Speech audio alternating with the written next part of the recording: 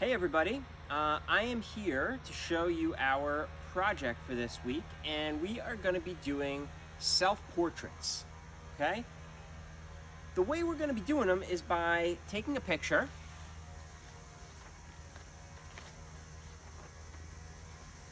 Could be a goofy picture like mine, or it could be a sad picture. Sad Mr. Steiner. Sad because I can't see my students who I love. So you could take your picture however you want, okay? But a headshot works really good, so you have a lot of space where you have your photo, okay? And what we're gonna be doing is we're gonna be using some different materials to color them and then attaching them together into a grid like you can see right here. Now, this, if you look at this grid, that one I used all of the same picture, okay, and just colored them differently. You can also do it by taking more than one picture and also coloring them differently and then attaching them all together, okay? And I'll show you that attaching, how we attach them in a minute. But right now, I am going to show you some of the materials that we can use to color them in, okay? And you get to choose which materials are most appropriate for you, okay? If you want to use markers, that is a choice. If you want to use crayons, that's something you could do. You could also use oil pastels if you have those. You could use dry pastels. This is my not so neat box of dry pastels. You could also use just chalk if you wanted to use chalk, okay? So I'm gonna show you that right now. I'm gonna start with a sad picture of Mr. Steiner. Sad because I haven't gotten to work with you in our classroom in months, okay? Hopefully, we'll have a happy Mr. Steiner by the time this is all said and done, meaning the video and, you know, back to school, right? So I'm gonna start just using some markers, okay? And I'm gonna kinda just color in.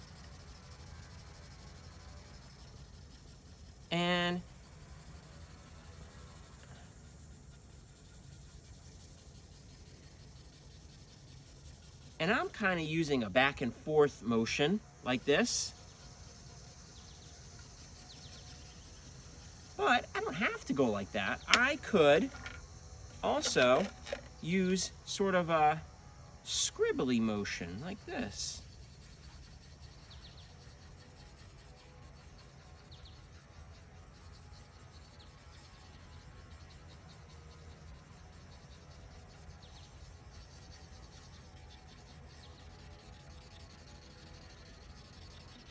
Or both.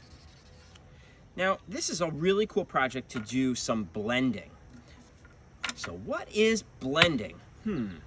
Blending is when I take one color and I sort of mix it with another color. Okay, so maybe I'm gonna blend some green in with my blue. So I'm gonna take a green marker and I'm gonna kinda work over the top of my blue that I just colored in. And I'm blending them together. Okay. The other really cool thing is you could change your hair like I did in this with one of mine, okay? Or you can just kind of start drawing funny stuff on the surface like my daughter did with my face. She decided to put lines all across it, right? Pretty funny. Let me show you another technique, okay? This was markers. I'm gonna show you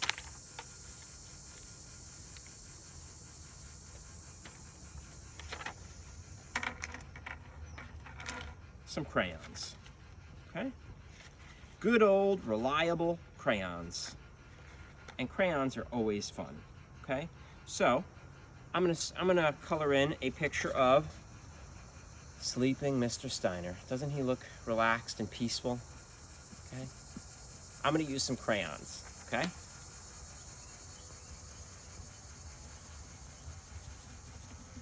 And the crayons really do work pretty well.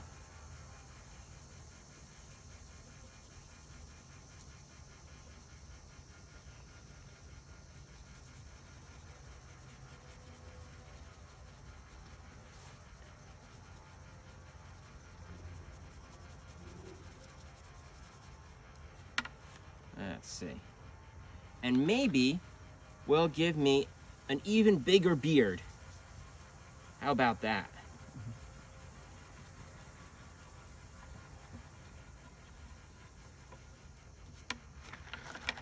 That beard doesn't look quite dark enough.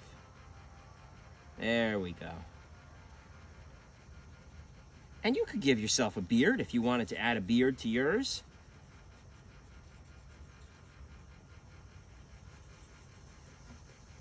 Or I could even give myself some glasses, even though I don't have glasses on here, right? Let me draw some glasses.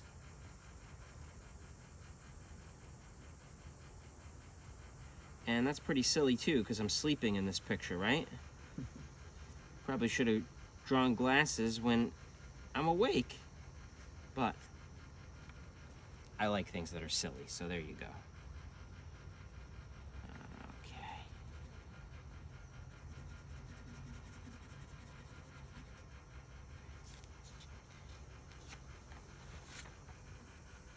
Okay. And I know you guys are going to make things that are even cooler than what I'm making right now. Okay. So I could also use another material. I could use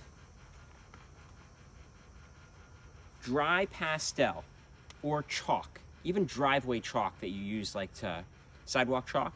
That works really well too. It's very similar to this dry pastel that I'm using right now. Okay. And you don't have to just stay on the face. You could color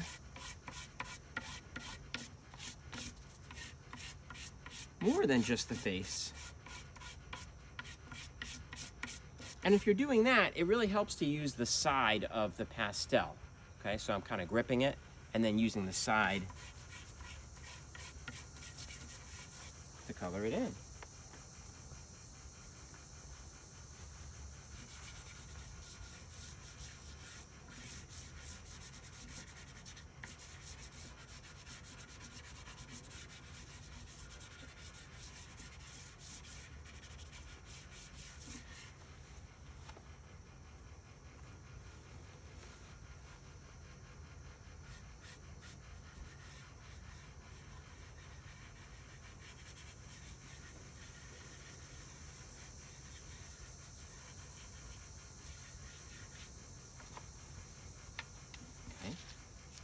And the cool thing about the chalk, okay, or the dry pastel, is that then you can sort of, I'm just going to use my fingers, but you could use a paper towel too.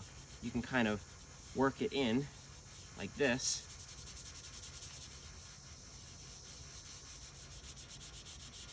And when you really start blending it,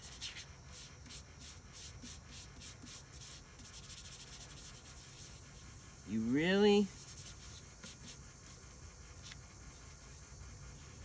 start to get a really cool effect where it almost looks like you just made a very realistic drawing with the pastel. But all it is the photo coming through. But it looks really awesome. So that's one of my favorite materials to do this project with, is the dry pastel, okay?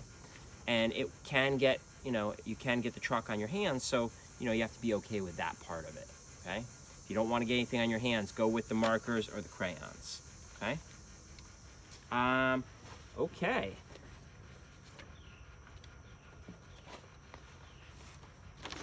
A very excited Mr. Steiner. Okay. Very excited because I am going to show you another way of doing this, and that is with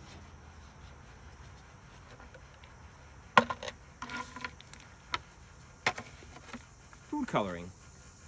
Okay. Now, now this is a great way of doing it if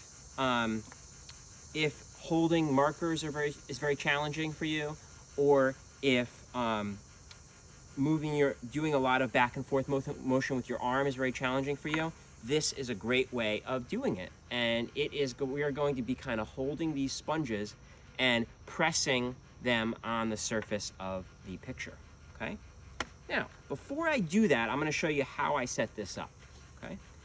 I'm going to take some of my, I'll show you with the blue one because that's really easy to see. Oh no, red. I'll show you with the red. Okay. So, I cut a sponge in half. I use a clean sponge so it doesn't smell like what I had for dinner last night. Okay. I'm going to put just like maybe a few drops of the food coloring in the container, whatever little container you can use, and then I'm just going to add a little bit of water, not too much, let it mix together, and then I can kind of blot in there with my sponge. Okay, and then what I'm going to do is I'm going to put it wherever I want and press, press, press.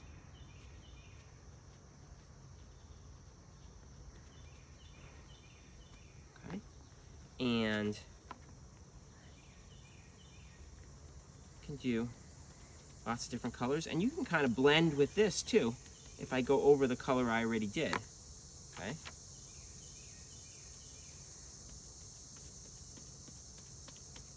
And if it doesn't seem dark enough, whatever you're using there, you can add a little bit more food coloring. The food coloring is pretty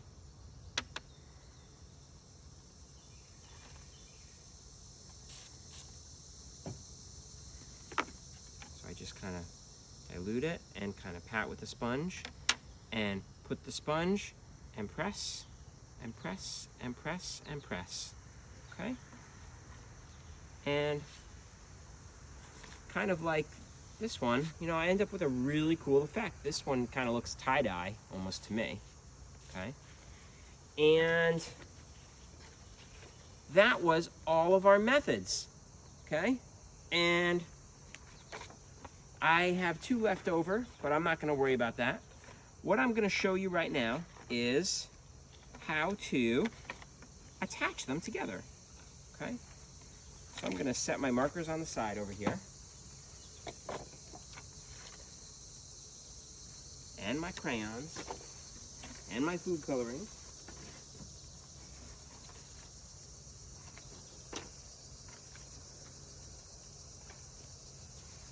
And the way I'm going to attach them is by putting them right next to each other, face down,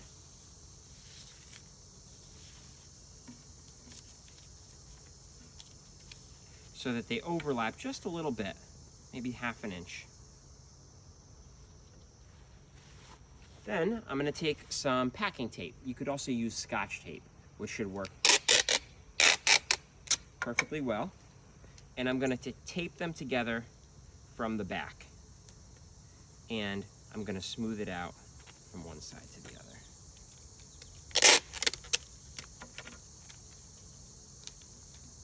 Okay. And then I'm going to get another one to add. And I'm going to line up the sides here. And I'm just sweeping away some of the chalk that I was using because the chalk might make it harder for the tape to stick. There we go.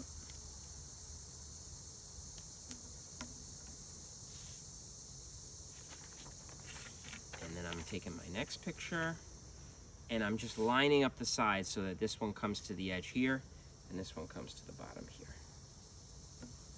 So they're coming all together to make a rectangle.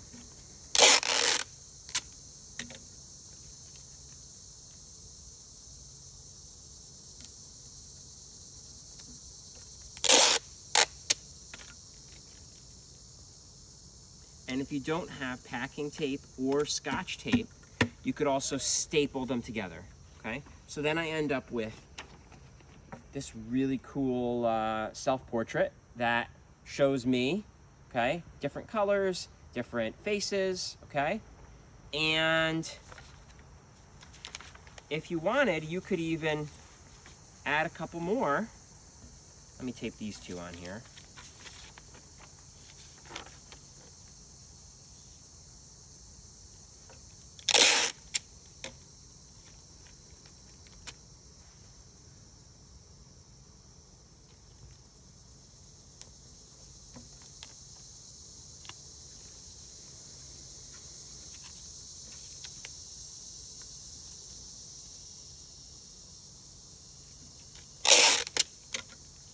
And then I will show you the final result.